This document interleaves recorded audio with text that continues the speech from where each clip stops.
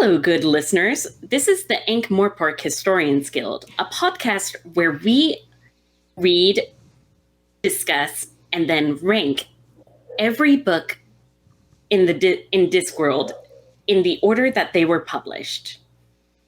Today, this, folks, is a very special episode. This is our first mini episode. Yeah. Because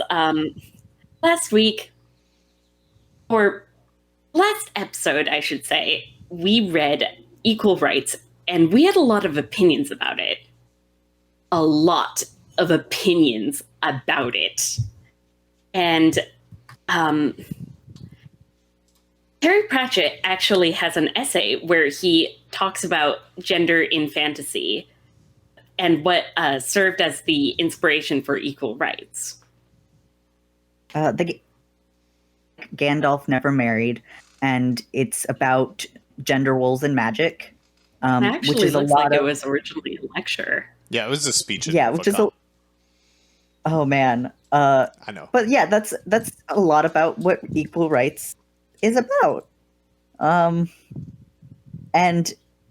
Terry Pratchett, through this essay, shows that he is very aware of fantasy gender roles and how they're used in fiction.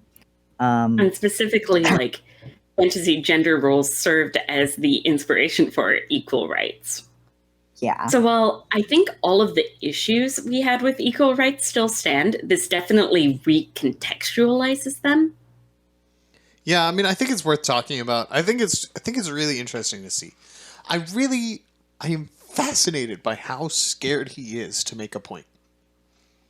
I mean, that's the only way I can describe it. Like, it's like he fucking totally pulls it out at the end. He has this whole speech. He writes this whole essay about the differences between the magics and talking about them and where they come from. And it's humorous. It's funny. It's a great article, but it just points at them. It doesn't say anything about them. It actually more or less ends with him saying, I don't know why this is. Oh, well, it won't win me a PhD. I suspect that via the insidious medium of picture books for children, the wizards will continue to practice their high magic, and the witches will perform their evil, bad-tempered spells.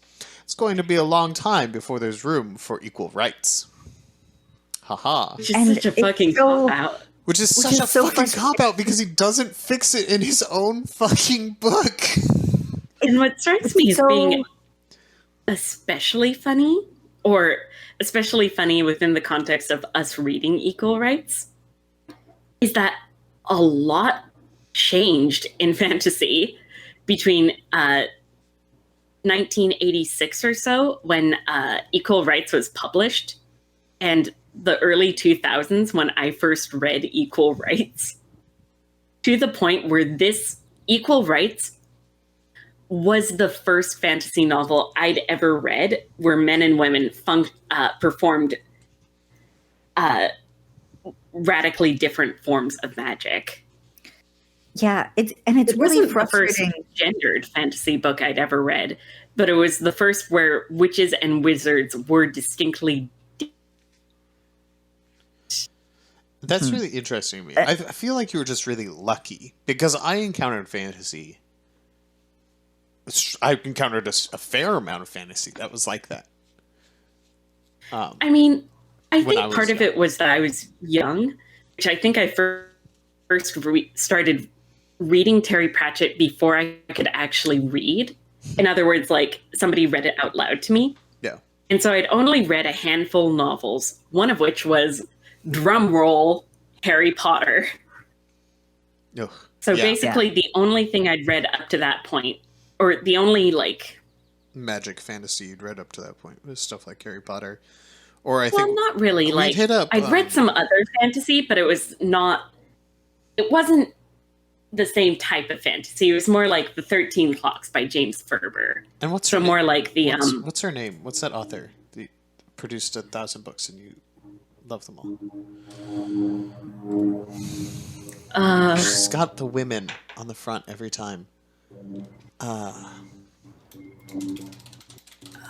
Because I remember that was another one of your major Tamora Pierce? Oh, that was me. That was me Yeah, who one of loved you. Tamora Pierce. That was Mulch. Yeah, that was me. I still really enjoy Tamora Pierce's books. I have much more problems with them than I did when I was a kid, but I still really enjoy them. Um, and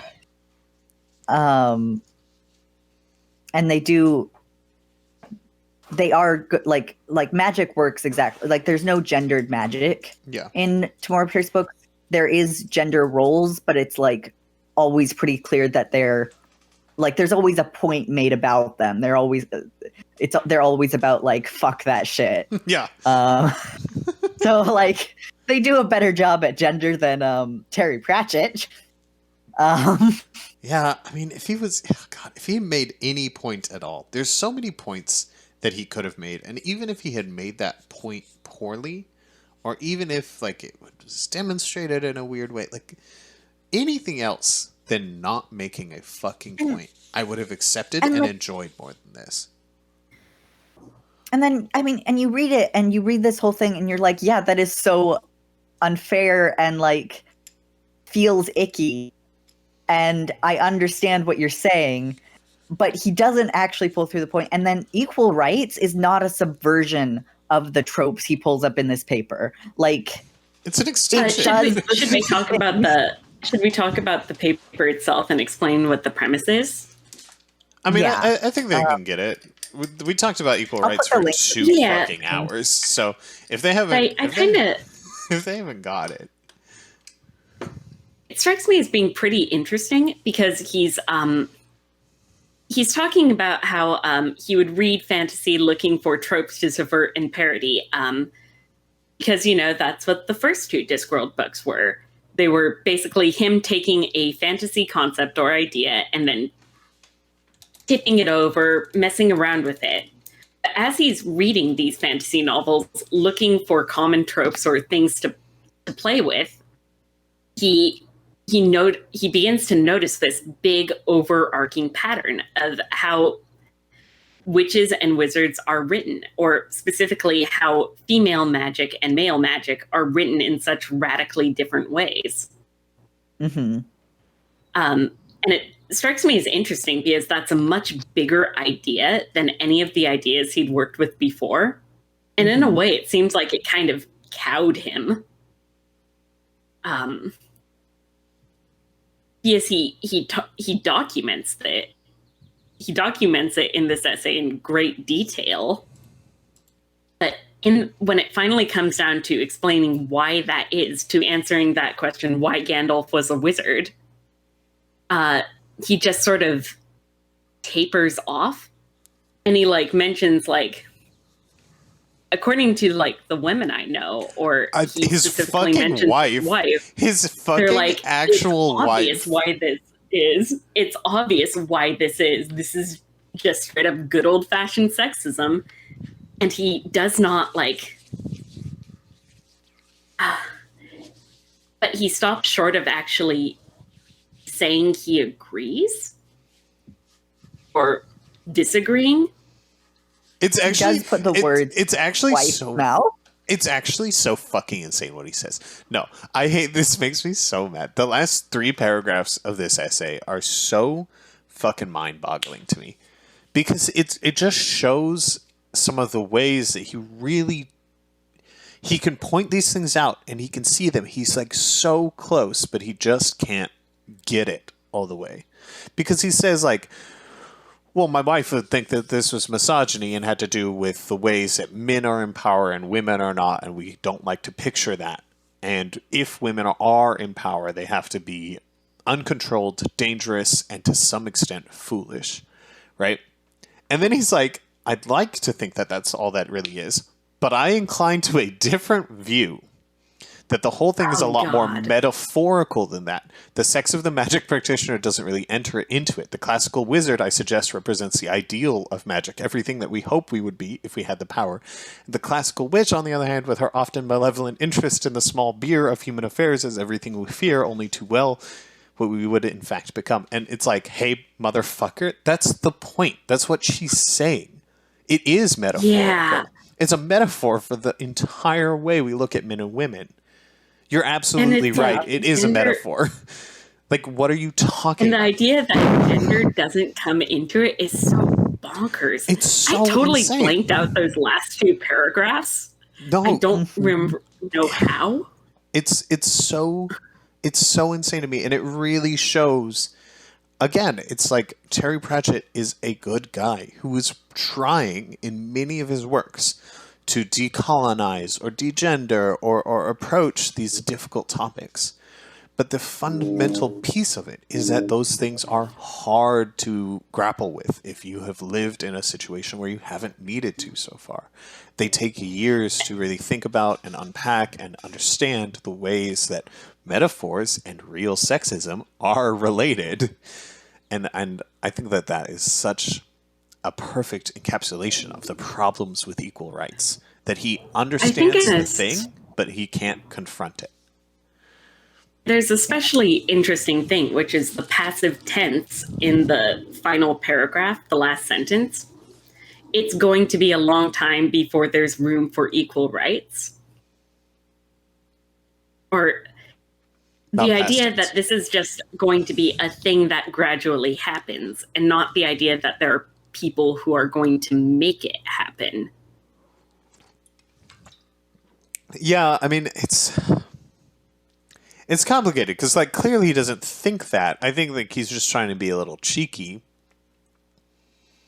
but at the same time, like, yeah, he does really assume like, oh, this will just take forever, and he was right? Like, if you pick up a children's book, if there is a witch, you know what that is. Like, he's right that it is going to be a long time for equal rights. Those symbols that we have in our world, no matter how based in misogyny or not they are, and even from highly feminist writers, will still be that to some extent.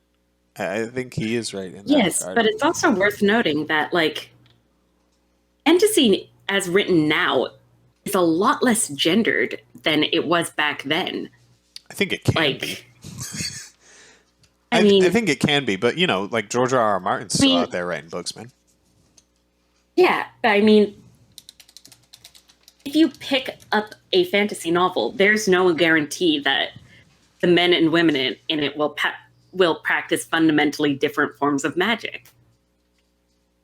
Yeah. Yeah. That was Like, true of the time, too. Like, I think that... Yeah. But I think what we think of as the base trope of fantasy still does. And I think that's what he's talking about. Consensus fantasy. I absolutely agree that there are plenty of fantastic fantasy writers. I'm not really sure. But like, even if you read a young adult fantasy novel specifically, for instance, I'd say the post-Harry Potter... I keep on bringing up Harry Potter, but I think that is worth doing it because it was such a big and influential series. No, I think you should. It's one of the best-selling books of all time. I think it's impossible to talk about fantasy and books without. And specifically, inside of that novel, witch and wizard are just gendered terms for the same thing, or for the same type of magic user. And that book was hugely influential. So now if you pick up like a children's fantasy novel, there is a strong possibility that like men and women will just do the same type of magic. That's not to say that they aren't gendered in different ways. It's worth noting that like J.K. Rowling herself is somebody who believes that sex and gender are the same thing. And that men and women are fundamentally different. She's a bioessentialist. Yes. Yeah, she is a bioessentialist. But that doesn't change the fact that Harry Potter, which was probably one of my introduction to just like the dramatic fantasy novel, as opposed to the more sort of whimsical fairy tale-esque fantasy novels that I'd been reading before. It's much less gendered than this book. Like, yeah, or it's not gendered in this specific way. which is arguably to make radical changes in how gender is written inside of novels. Arguably, all it needs is one really big influential book. That won't change all fantasy written. Yeah. But it will make a huge difference. I agree. I think things are better. I don't want to. I think things are a lot better. Especially in the section of fantasy for teens specifically. I think that is a really good place to hit. Teens and children, because like the first Harry Potter novel is just a children's book. And it was hugely influential. I wouldn't go that far. I wouldn't say it's worse than like... I really can't revisit it. It's so unfortunate. I mean, I've reread it recently, and I don't think it's worse than the majority of fantasy novels written for children. That I might agree. I think it's got like... but I think it's got... you don't like fantasy novels written for children, so... Yeah. I also think that J.K. Rowling just becomes such a better writer as time goes on. Undeniably. It's actually insane. Her characterization improves a lot. Oh my God. And you know how much characterization matters to me. I would argue that in some of the later books, her pacing kind of falls apart. Yeah, I mean, in the Order of Phoenix, they spend like 20 hours in the Department of Secrets. A part so meaningless and so long that they fully cut it from the movie. Yeah. Literally fight tentacled brains for like 20 fucking pages. So I agree with you. Oh, yeah, I remember that. Yeah. Painful. Anyways. Which is kind of funny that you say that because I think that's the best novel in the series. It is. I really like the Order of Phoenix. I think it is. I think that and the Half-Blood Prince really stick out to me. Really? Half-Blood Prince is one of my least favorites in the series. I think what you care about in Harry Potter really determines which of 4, 5, and 6 is going to be your favorite book. Yeah. Because, like, I think 4 has the adventure. I think Order of the Phoenix is a good balance between, like, intrigue and the adventure and, like, found family. And 6 is just, like, painful. Just hurts you. And I'd say just hurts you continuously. I'd say the last book is basically all theme. Yeah. Anyways, I think that if I was to go out and ask somebody, consensus fantasy, if I say fantasy, what do you imagine? If I say witch, what do you imagine? They're still going to answer in a very similar manner than somebody would have done. It's true that some people will say a woman who does magic. And when asked for more, they will describe a very Harry Potter magic. But if I think that consensus fantasy, I think it depends on how you frame it. Swords and sandals fantasy, particularly, still lives in this kind of zone. I think, but if you were to frame it like, do witches and wizards practice the same kind of magic? If you were to ask that to your average person on the street, I don't know. They might. I think more of them. I think more of them would say different, but I think that you would still get a large number who think of witches and wizards as different things. I disagree. I think Harry Potter was probably influential. That if you framed it like that, they would probably just say yes. And I think that we have to draw a differentiation too between different kinds of fantasy, because you're absolutely right. Yeah, because but Harry Potter is an urban fantasy, and I'm talking swords and sandals fantasy. I'm talking the type of fantasy that he is talking about. George R.R. Martin. Yeah. This is still a huge genre of fantasy. And there is, this still exists where these lines are drawn between witches and wizards, and the ideas behind the classical witch and wizard. Those still exist.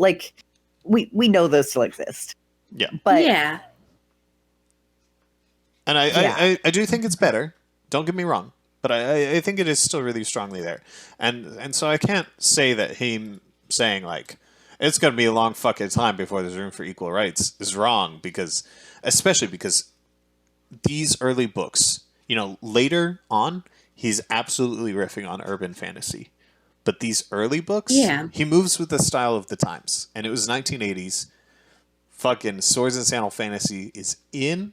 It's big, and it's the only thing that people care about in fantasy. We'd have to get to 1995 before urban fantasy starts getting relevant.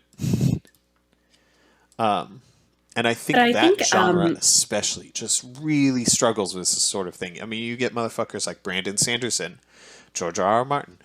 I'm going to keep saying George R. R. Martin's name because I fucking hate this in his books a lot. I have not read them yet. I think my basic idea was I'll start reading them after they finish. Well, that was a mistake. I think I said that 10 years ago. Yeah. He's not going to finish them. You know that, right? He's not going to. This is you got to do it or you got to not. He will say. Yeah, but see, during that time period, the cultural cachet and general reputation of Game of Thrones, like, dipped radically. It's okay. You don't want to talk about Game of Thrones with Game of Thrones fans. Promise you. But yeah, high fantasy, heroic fantasy. Those are the words I'm trying to look for. High fantasy, heroic fantasy. My basic argument is that they don't change on their own. Yeah. Tropes change because people change them. Yeah, I absolutely you can't agree with that. I think that's like I would say a big thing in like the way that Terry Pratchett talks about genre. I mean, the way he talks about gender in fiction, that bugs me. Yeah. Yeah, that makes sense. Like, he talks about it in the way that things are the way that they are. I mean, I always felt like he, like, wanted to help out, but also felt that it was somebody else's duty. And, like, it's so frustrating. Like, I just, like, it's so... It's painful because he's working at the same time as people like Ursula K. Le Guin, Octavia Butler, Diana Wynne Jones, fucking Margaret Atwood, right? These are fucking names that will go down in history. And he's just like, yeah, they're doing great. I'm gonna make a little comment in Equal Rights in Monstrous Regiment in fucking what's the other one? Books that are like the dwarf one. 30 years apart. There is no dwarf one. It's just that the dwarf thing is a thing that runs throughout a lot of his books. I thought there was one where they like talk about it at length, and it's painful. I mean, that's Raising Steam, maybe? No, that's too Raising Steam is the one with the They do a lot of dwarf stuff in Raising Steam, and they do the big gender like revolution in Raising Steam, and it's bad. I mean, I don't want to spoil Raising Steam here because I feel like we should save the spoilers for the episodes that specifically discuss the thing. You understand we're going to be talking about Raising Steam in a year and a half, right? A year and a half. Well, I'll play. We can play loose with that. I feel like. I mean, a little loose, but the literal like ending of the novel is the dwarf stuff. Fair enough. If somebody is marathoning this podcast, shout out to you. Hype. Wish I could do it as fast. Wish I could do it as fast as you did. This is going to take a long time. What? Anyways, it is kind of disappointing. It is one of, I think, Terry Pratchett's weakest points that he wants to say things about gender without ever actually making a point, a real point on gender. And the thing about he does it so equal rights many times. He does it so many times. Is that I wouldn't know from reading that book that the book was about making a point about how, or was about pointing out about how witches and wizards are depicted radically differently from inside of fantasy novels. Like, I wouldn't know that book was about making that, pointing that out. I just thought it was doing it. And that's the thing. It doesn't even end on an ambiguous or questioning note. And that's it just the thing about, like, until you read this article, you don't realize how self-aware he is about the gender roles. Like, in Equal Rights itself, that's just, I mean, I can almost agree with you, Like, except that she explicitly says it. Which is, I think, one of the weaker points of the book. But Granny, She says it, but there's also like Granny serves as this like uncomfortable exposition piece on gender and magic. And it is like so weak. Except for that part, I would absolutely agree with you that I can't see what he's trying to do. Except that he has Granny just say it impromptu. For no reason. I read the book, and I don't think any of us, unless you did, Curtis, I don't think any of us realized that the book was about pointing out the differences and how they're written. Like, I did not see that meta point in there. Like, I knew that Granny talked about, like, magic within the context of the story and talked a lot about magic and gender within the context of the story.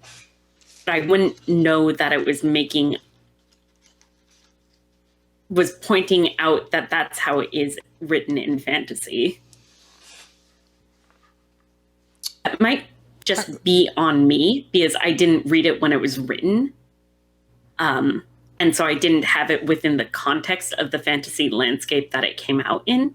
Well, none of us did. It came out in 1986. Yeah. And I also, it was probably like one of the 21st novels I encountered. Yeah. Or, I don't know, 21st novels that I encountered that, not counting Nancy Drew's, because I don't think Nancy Drew should count. Well, that's unfair to Nancy Drew. I won't tell her you said that, but... they're all the same novel written over and over and over. Yeah, I never read Nancy Drew, so I don't actually know. Don't worry. They're children's pulp, basically. I respect some children's pulp. Babysitter's Club, Nancy Drew. No, Equal Rights is such a fucking disappointing book, dude. Animorphs is a whole nother level. Yeah, Animorphs is a whole other... No, don't even bring that into a Nancy Drew discussion. Hey, we're still prepping at the Animorphs read-through that we're going to do after this. I can't do it. It'll make me so sad. I will cry. Well, yeah, but the pandemic will be over, so maybe we'll be able to bear it. Animorphs is better than it had any right to be, considering what it is. Some of the books are way better than they have any right to be. I'd say the series as a whole, considering that, like, some books in it are ghost written. Yeah. Oof. Yeah.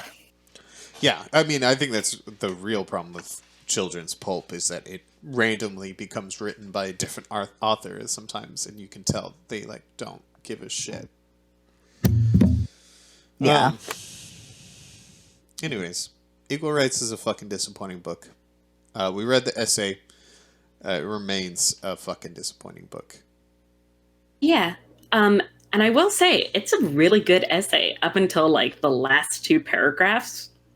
Yeah. Until the last two paragraphs want to make you, like, bash your fucking skull against the wall. It's a really great essay. Yeah, and I think, like the Merlin and, like, Morgan part of it was really interesting, just because they're, like... I am thinking about, like, Merlin, the show that came out again. Oh my God, the BBC. Yeah, which I have only seen, like, clips of, but that's that kind of thing is back, and that comes back again and again, and they still have those same tropes. Is like they take straight from those fantasy ideas that have these problems. Yeah. And it's also a big thing in comic books. Oh God. Oh well, yeah. Comic books. Yeah, comic books just live like that. I know, it's like, God, I want to love comic books, but the two primary comic book creators in the fucking country are fucking garbage. So. Are you Marvel and two DC. comic book? Are you talking about Marvel and DC generally, I or am. like I am. I'm specific talking right? about Okay, Marvel and that DC makes more generally. sense. Not like I thought you were talking about like specific writers, and I was confused. Who are the two main specific writers of comic books today? Yeah, modern comic book writers. Oh, what's that one woman who wrote all the Stephanie Brown? She's probably up there. That I think you named the wrong Batgirl. Fuck. Am I the Messiah? I think you're talking about like Barbara Gordon, because Stephanie Brown was only Batgirl for a very short period of time, and she had one run of comics, and they were written by somebody who was not a woman. Oh, good. See, I had been worried. I think you're talking about Barbara Gordon, who's like red-haired Batgirl, and she's a terrible Batgirl, which is a hot take because she is the most popular Batgirl. But it is just personally insulting that they took away Oracle. Like, yeah. Oracle was the really best female. Oracle was the best female character in DC Comics, if not comics generally. And then they made her Batgirl again and made her like every other female character. Yeah. And she was never a good Batgirl. I'm saying this as somebody who has read a lot of Barbara Gordon comics, specifically like Batgirl comics. I haven't read all of them, but I've read like, to be clear, she was Batgirl from like, I think like the early 60s to like around the early 80s. And then she just like retired. So like, in general, female characters were not particularly well written in that period of time. Yeah, that is very true. And so she didn't become a good character until she became Oracle. And got a different and then she was Oracle for as long as she was Batgirl, and then they fucking retconned her. Yeah, well, DC's going through some shit. And I have like past 40 years. A shit list of people who I think are responsible for this. I'm never forgiving. And you're gonna hunt them down and take them out one by one. Paul Dini is surprisingly high on this list. Like, I know Batman the Animated Series is a beloved enterprise. I mean, it's a beloved franchise, but for the DC animated universe. But I think it is very notable that they kept her being like sexually assaulted and being shot in the spine by the Joker, and didn't take the bit where she refused to retire and continued being a superhero. No, absolutely. So they kept the bit where she was degraded and used as somebody else's tragic backstory, and didn't keep her self-empowerment narrative. Yep. Just throwing that out there. Fully agree. That's a fucking baller take. That's a great take. Yeah. That's a good take. And now we'll hunt them for sport.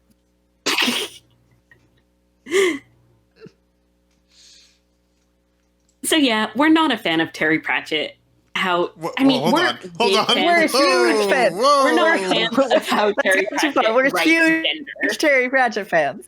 Just every time he talks about gender, he's an old British man. We're not big fans of his books about gender. There's a simple, we're unalienable fact. We just really dislike Terry Pratchett. That's why we're reading all of the books. This is a hate read. This is hate. Years of our lives that are going to go into this. I was about to say a full year and a half, and every time we've read these books before, many times in many cases, our lifelong love of this author is why we have to set out to hate him. Before we started this podcast, I spent like 2 months marathoning all of the books in Discworld. Literally insane, dude. It's insane. I have read every book except The Shepherd's Crown.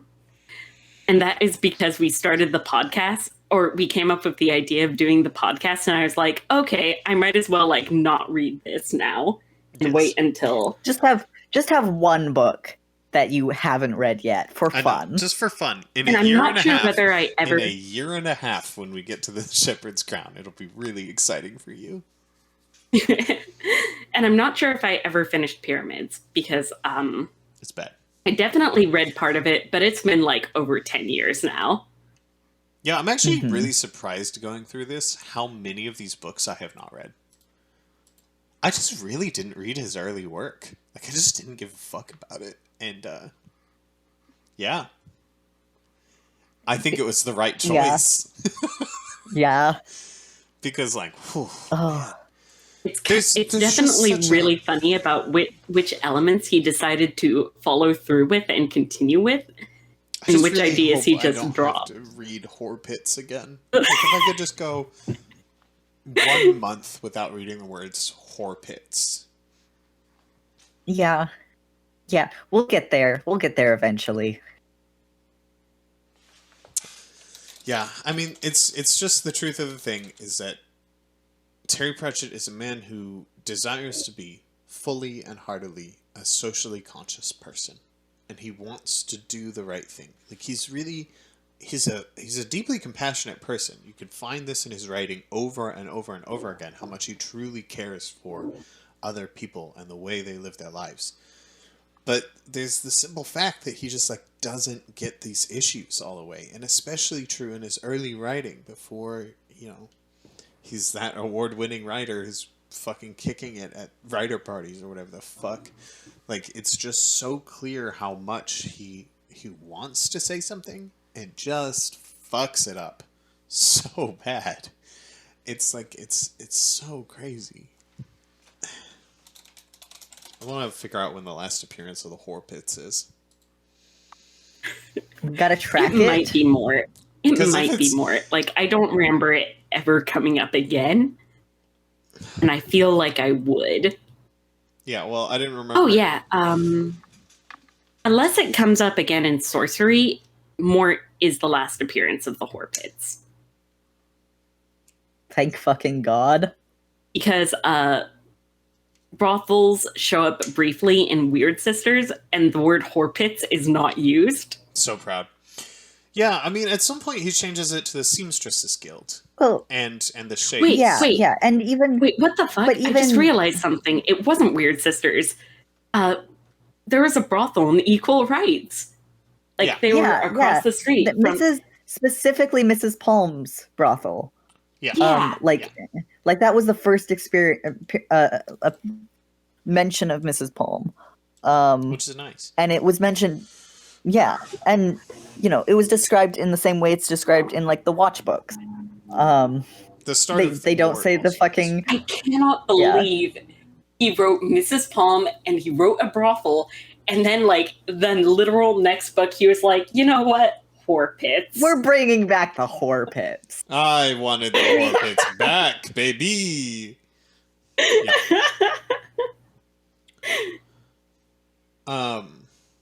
Oh, okay. Whore Pits at least does appear again in Guards.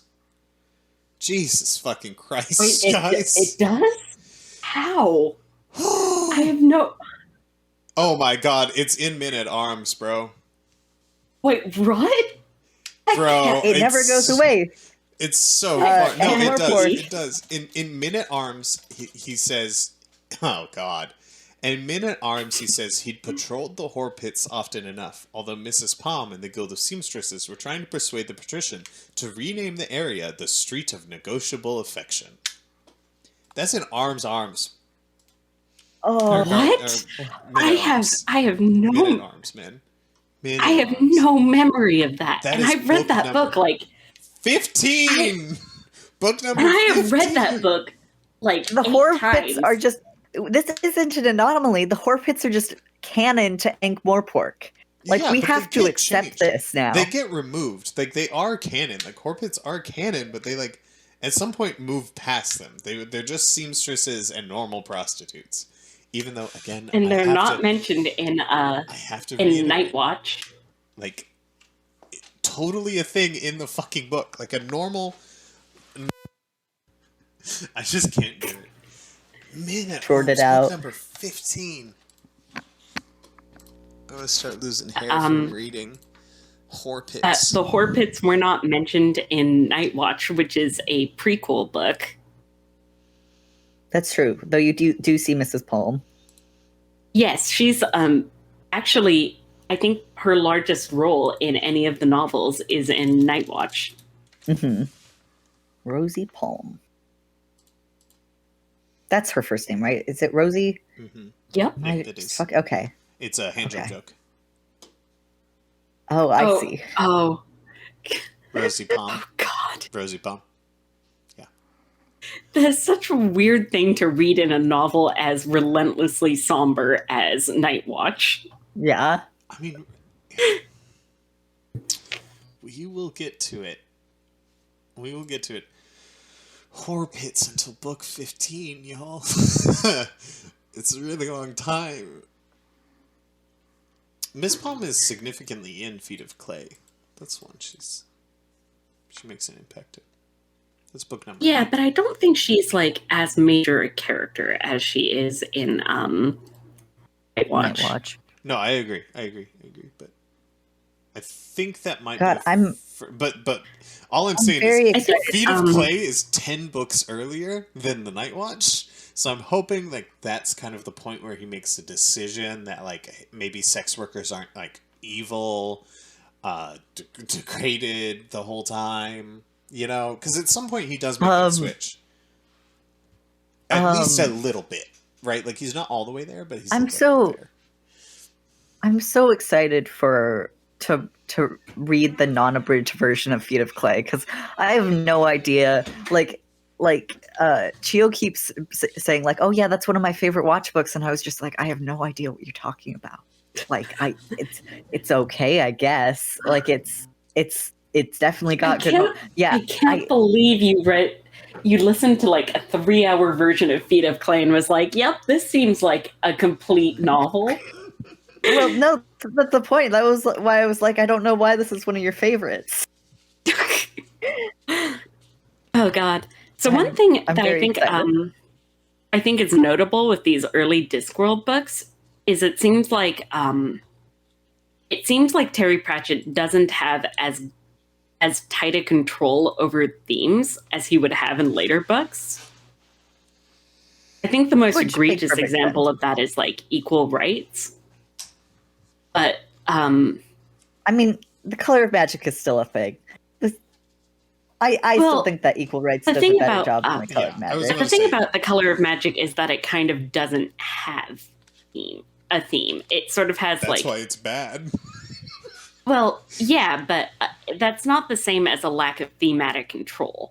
Which is, I feel like Equal Rights almost ends up saying the opposite of what it means to say. As a feminist book, and it is frequently like when people talk about it, they talk about it as if it's a feminist book, which is so. But the themes, but whatever is said, which I think like what is said, he says unintentionally, and it's not feminist.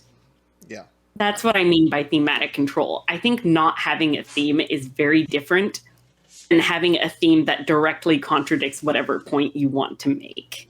Yeah, that is totally fair. I think I think like lack of thematic control, because reading Mort, that is also a very apparent problem in Mort.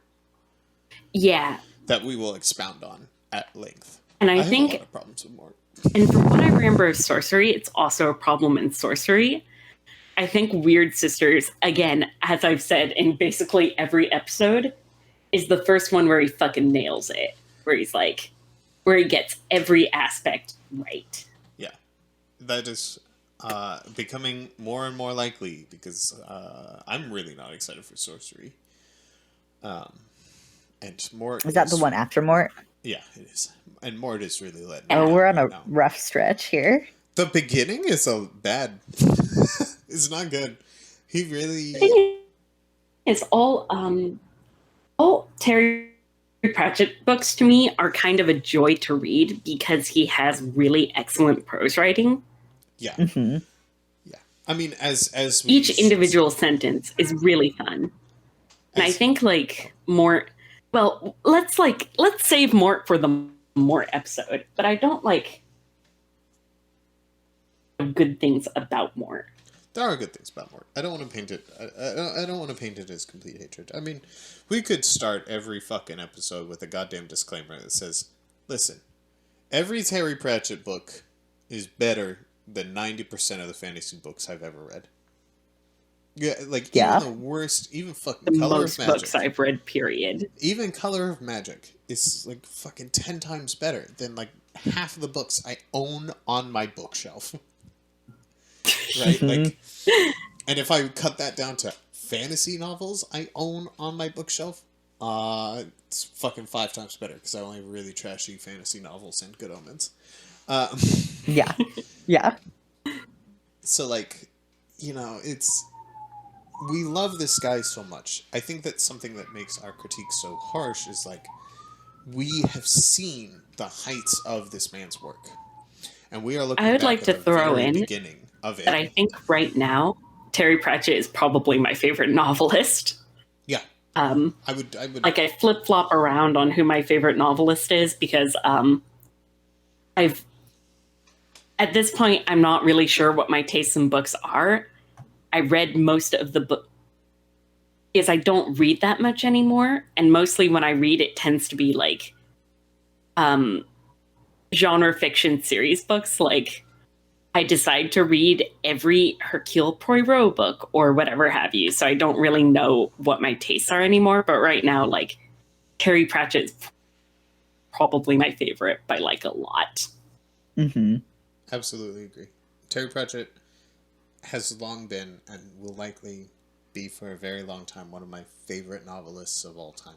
Few people can strike that balance of painting an incredible and thoughtful idea and instilling it with human and realistic characters unlike any other. I mean, that's really what he does the best. These really quiet, thoughtful ideas with these characters that you just, I mean, want to relate to so vastly. And if they're not like you at all, it's not a problem because he's painted such a compassionate, lovely picture of them, even in their worst times, that you just want to stay with them. He is an incredible writer. And the ways he understands humanity and the ways he puts that into his books is just, it's enchanting. I mean, there's nothing like it. It's so hard to compare him to other writers because I've never had a writer where I feel like that so strongly. So many of his characters are I understand them viscerally. You know, there's some of my you know, no one can compare to that for me. Not with that balance of humor and lightness and great ideas. Yeah. To the point where like So when you hear us complaining about Terry Pratchett for 2 hours on a podcast, know that we do actually really love Terry Pratchett. Yeah, I mean, I we're feel just like like it's this. obvious because every time we talk about a novel we don't like that he's written, we end up getting distracted and start talking about a novel of his we do like. Like, I think we've gone on detours every episode talking about a novel of his that we care a lot about. Yeah. Yeah. I mean, I don't think this is a kind of project one sits out on without loving this author and wanting to gain a deeper understanding of his work. And honestly, despite the early stretch being such a painful stretch, I cannot reiterate how enjoyable I am finding it to approach these in chronological order.